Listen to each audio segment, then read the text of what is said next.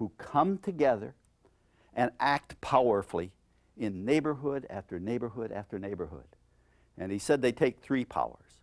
The first thing they do, he said, and they're not appointed and they're not elected, they just come together because they believe they have the power to move the community ahead and solve problems. So the first power they take is the power to decide what is a problem. They don't turn to some university and say, do a needs survey, tell us what problems we have. And the second power they said that he saw people taking was the power to decide how to solve the problem. Didn't turn to an expert to try to figure that out, right? And the third power they took, he said, was the power to take their own advice and go out and solve the problem with their neighbors. And he said, this is what the American community has that is absolutely unique. And he named these little groups of people for us associations. And what he meant was associations just aren't a group of people or individuals. Associations are a group of citizens. It's a political word. It's a word about power.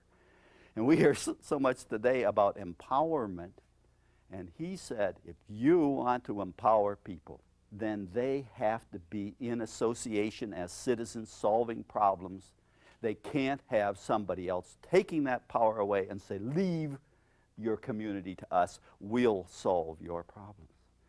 Now, he wrote about this in a book called Democracy in America. And in that book, he has this wonderful paragraph in conclusion. He says, Americans of all ages, all conditions, and all dispositions constantly form associations. They've not only commercial and manufacturing companies in which all take part, but associations of 1,000 other kinds, religious, moral, serious, feudal, general, restricted, enormous, or diminutive. And then he concludes with the critical point.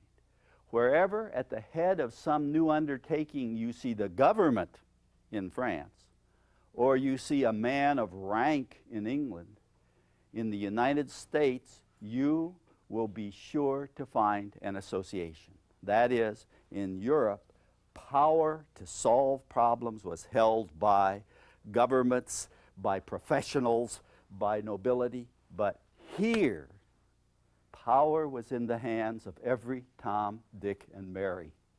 And that is what we found to be the central reality for the mobilization of the gifts of people in the communities we were observing. You know, it sort of looks, I think, like this. If this is a group, right, an association is a group of citizens who come together of their own volition to take these powers. But what is really happening, if we think back to the last time, what's really happening, I think, is that the association is taking the gifts of all of these people and magnifying them and making them much greater than they were when they were alone. Associations are the great magnifying glass for the capacities and gifts of individuals. And he was seeing that. It's how we come together to solve our problems at our best. Now, he saw this in 1831. The question might be raised, is this true today? And we decided it was worth checking that out on a systematic basis. So in one neighborhood in Chicago, we had one graduate student spend 20 working days, and we asked her to try to find out how many associations she could find in that neighborhood. And if you look in the textbook here, on pages 120, start at 120, you'll see a sampling of what she found in one neighborhood in the way of associations. And this is a lower income neighborhood in Chicago where a lot of people would say it's disorganized, or things aren't happening, or it's deficient and needy. And look at page 120, 121, 122, 123, 124, 125. This is one person in 20 days found over 940 associations in that neighborhood. 400 some were associated with churches, and 500 were freestanding. So we know that associations are very common in all our neighborhoods today. But in a way, what's happened is that we have come less and less to call upon them to be central to the work of our everyday life, of our community building process.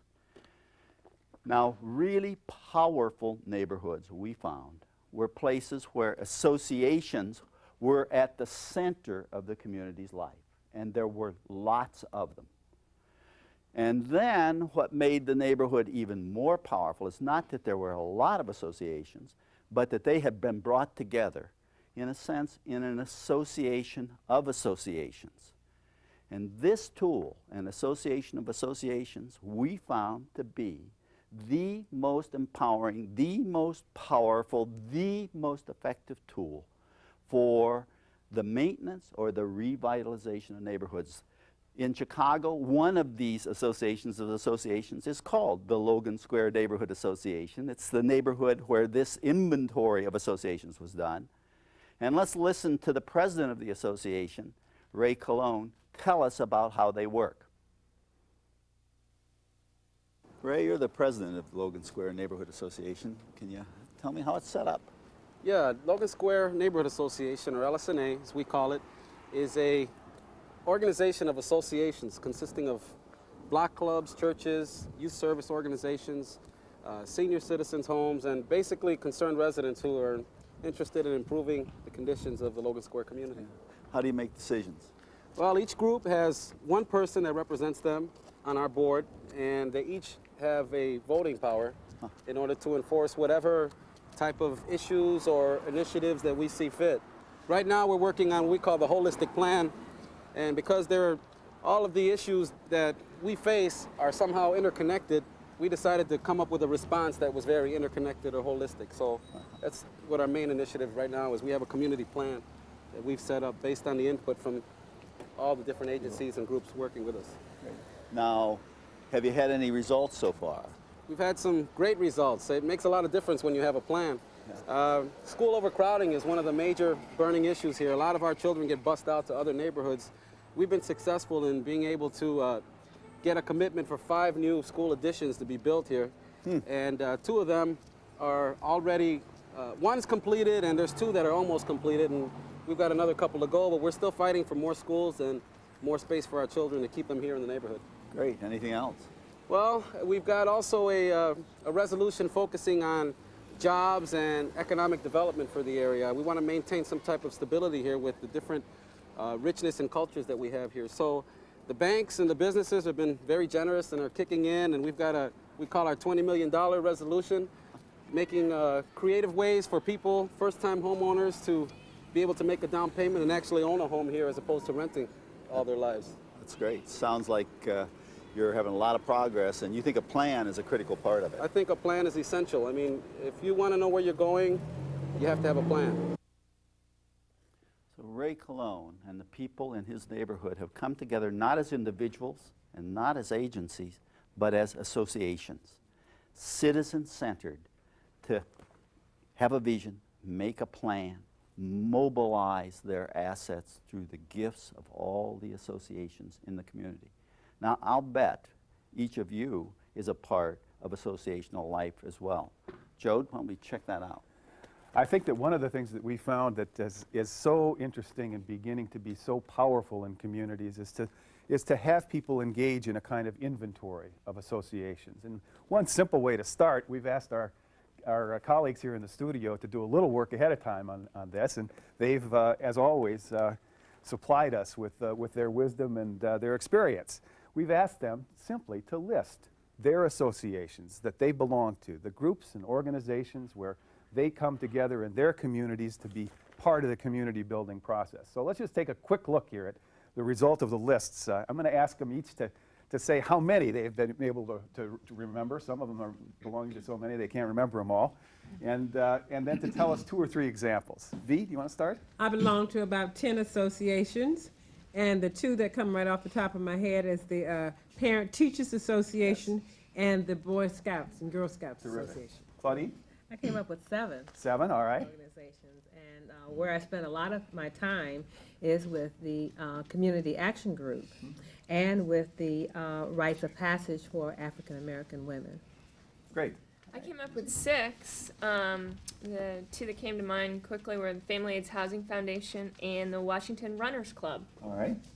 Gil- About 7 come to mind. 7, all right. The 2 that I think I deal with mostly would be the Seminary Ridge Association, the Hopkins House Association. Okay. Although I rate my church highest. Yes, all right. Well, mention your church then, Gil. Alfred Street Baptist Church in Alexandria, Virginia. All right, very good. All right, sir? I came up with about 6, and Okay. the 2 that come to mind for me is Alfred Street Youth Group and Alfred Street Church Choir. Terrific. The church choir, too. Great. Great. 8 groups love me. 8 groups love you. You love them. All right. The 2 that I am most familiar with are the NAACP and the Virginia Union University Alumni The Association. Alumni Association. Great. Terrific. Rick? I came up with 7, and the 2 that stick out here are Greater DC Cares and the United Nations Association of this National Capital Area. Okay. Terrific. Barbara?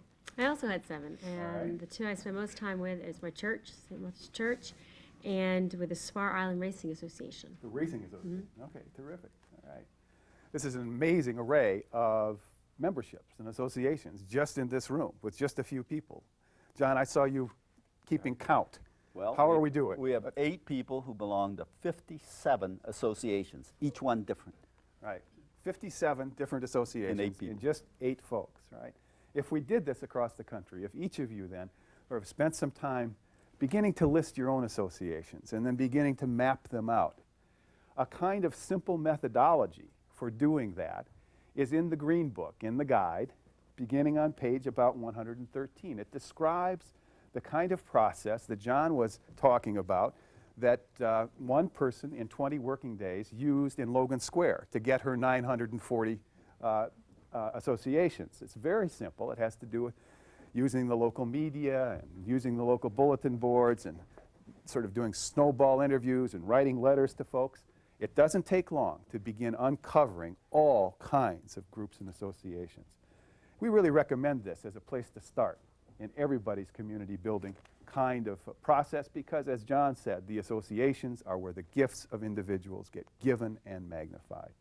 So that when you found your associations in your neighborhood, one of the things we're sort of learning from is neighbors asking the associational leaders these 3 simple questions. Number 1, tell me what you do now.